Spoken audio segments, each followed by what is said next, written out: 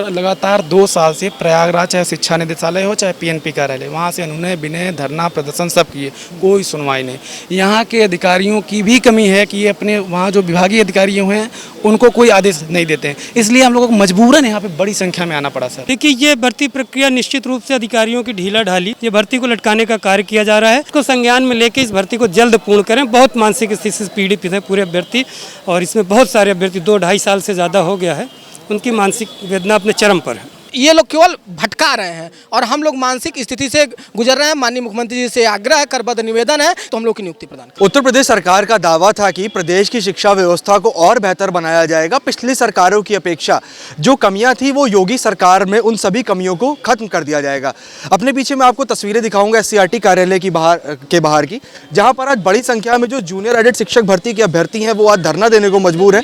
इनका कहना है कि खुद को योग्य साबित कर चुके हैं। 2021 में इन्होंने एग्जाम दिया था, लेकिन विभाग की कमियों की वजह से ये पिछले 2 सालों से लगातार अपनी बहाली की, अपनी नियुक्ति की मांग कर रहे हैं। इनका कहना है कि खुद को जब ये योग्य साबित कर चुके हैं तो आखिर इन्हें क्यों अधिकारियों के सामने बार बार जाके हाथ फैलाना पड़ रहा है, और आखिर क्यों इन्हें कार्यालय के बाहर बैठकर जो है अपना प्रदर्शन करके अपनी बात जो है सरकार तक पहुंचाने का काम करना पड़ रहा है। इनका साफ तौर पर कहना है कि विभागीय अधिकारी खुद मान रहे हैं कि कमी जो है विभाग की ओर से रही है, लेकिन इसके बावजूद इनकी सुनवाई नहीं हो रही। आज बड़ी संख्या में जो अभ्यर्थी है वो लखनऊ एकत्र हुए, पूरे यूपी से आए हैं। जूनियर एडेड शिक्षक भर्ती के सभी अभ्यर्थी हैं। 2021 में जो इनका एग्जाम था वो हुआ था। हम बात भी करेंगे कुछ अभ्यर्थी हमारे साथ। बस सबसे पहले अपना परिचय दे दीजिए और कब की ये भर्ती है और इसमें क्या मामला फंसा हुआ है। सर, मेरा नाम सीपी सिंह सिंगरौर है, मैं प्रयागराज से हूँ। सर, ये भर्ती 2021 में आई थी, जैसा कि आपको हमने पहले भी बताया, और ये इसका एग्ज़ाम अक्टूबर में हुआ। उसके बाद रिजल्ट नवंबर में आता है। उसके बाद विभागीय अधिकारियों की नाकामी की वजह से ये भर्ती 2 साल से फंसी पड़ी है। हम लोग केवल यहाँ इसलिए हैं सर, लगातार 2 साल से प्रयागराज चाहे शिक्षा निदेशालय हो चाहे पीएनपी कार्यालय, वहाँ से अनुनय विनय धरना प्रदर्शन सब किए, कोई सुनवाई नहीं। यहाँ के अधिकारियों की भी कमी है कि ये अपने वहाँ जो विभागीय अधिकारी हैं उनको कोई आदेश नहीं देते हैं, इसलिए हम लोगों को मजबूरन यहाँ पे बड़ी संख्या में आना पड़ा सर। सर, मैं देख रहा हूँ कि आप लोग लगातार लंबे समय से प्रयास कर रहे हैं कि अधिकारी आप लोग की सुन लें, आप लोग की सुनवाई कर दें। आज भी आप लोग यहाँ पे एकत्र हुए हैं, योग्य साबित कर चुके हैं आप खुद को। उसके बावजूद इस तरह का, जिस तरह से ये पूरा प्रक्रिया ये चल रही है, फंसी हुई है, क्या कहना चाहेंगे? देखिए, ये भर्ती प्रक्रिया निश्चित रूप से अधिकारियों की ढीला ढाली, उनके भर्ती न पूर्ण करके, मुझे तो लग रहा है मैनेजमेंट से ये भर्ती होती थी, उनसे मिल के ये भर्ती को लटकाने का कार्य किया जा रहा है और माननीय मुख्यमंत्री जी की छवि को खराब करने का कार्य किया जा रहा है। सर, आपको लगता है कि उत्तर प्रदेश के मुखिया योगी आदित्यनाथ तक जब आपकी बात ये पूरी पहुंचेगी, उनके सामने पूरा मामला जब भी उनके संज्ञान में आएगा, तो अधिकारियों की जो कमी है उसके ऊपर कार्रवाई करेंगे और आप लोग की जो सुनवाई है उसको जरूर पूरा करेंगे? निश्चित रूप से माननीय मुख्यमंत्री जी की जो कार्यशैली है और जो उनके हम लोग भाषण के माध्यम से या सुनते हैं, उसके माध्यम से निश्चित तौर से लगता है कि वो भर्ती प्रक्रिया के लेके बहुत गंभीर हैं, लेकिन अधिकारी ही उनको मिसगाइड करते हैं और सही जानकारी उन तक नहीं पहुंचा पाते, जिसके कारण भर्ती में न केवल हमारी भर्ती, बहुत सारी भर्तियां लटकी पड़ी हैं। तो ये माननीय मुख्यमंत्री जी से हमारा यही अनुरोध है कि आप जिस तरह से भाई भतीजावाद और पारदर्शिता की बात करते हैं, तो उसको संज्ञान में लेकर इस भर्ती को जल्द पूर्ण करें। बहुत मानसिक स्थिति से पीड़ित है पूरे अभ्यर्थी, और इसमें बहुत सारे अभ्यर्थी 2-2.5 साल से ज़्यादा हो गया है, उनकी मानसिक वेदना अपने चरम पर है। जब तैयारी कर रहे थे तब आपने कभी सोचा था कि खुद को योग्य साबित करेंगे, इतनी मेहनत करके एग्जाम क्लियर करेंगे, क्वालिफाई करेंगे, उसके बाद इस तरह का आंदोलन करना पड़ेगा नौकरी पाने? नहीं, कभी नहीं, ऐसा कभी नहीं सोचे थे। पहले देखिए, इस भर्ती की पृष्ठभूमि समझिए।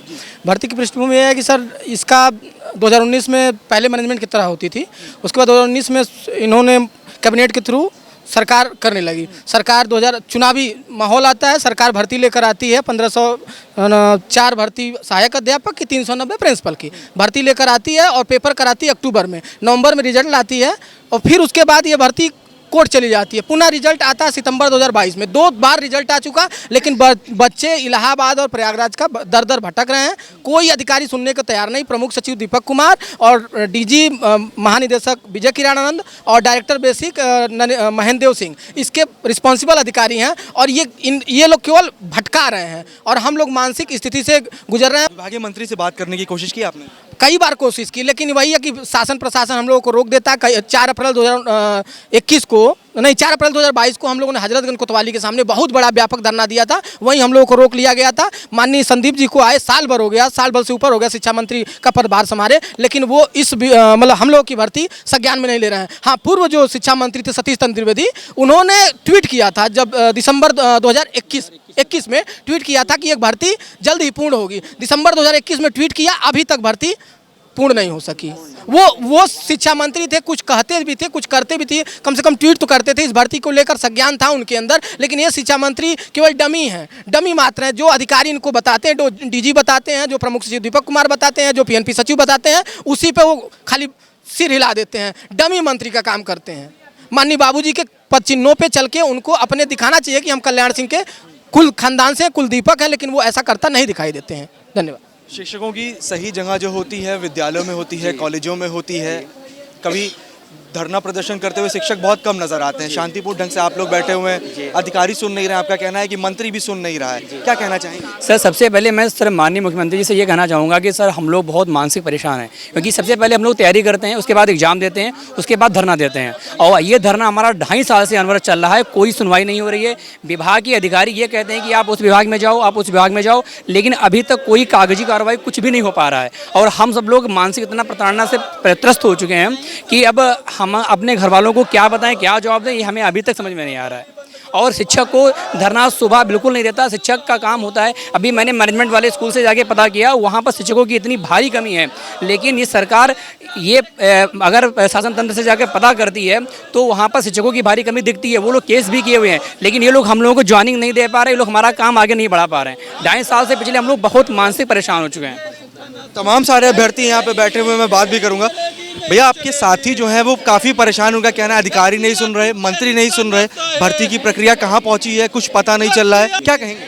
सर पहली चीज़ तो अधिकारियों की निष्क्रियता की वजह से ये भर्ती मुख्यमंत्री तक नहीं पहुंच पा रही है कि भर्ती की प्रक्रिया कहां तक गतिमान है, और अधिकारी गुमराह कर रहे हैं मुख्यमंत्री जी को।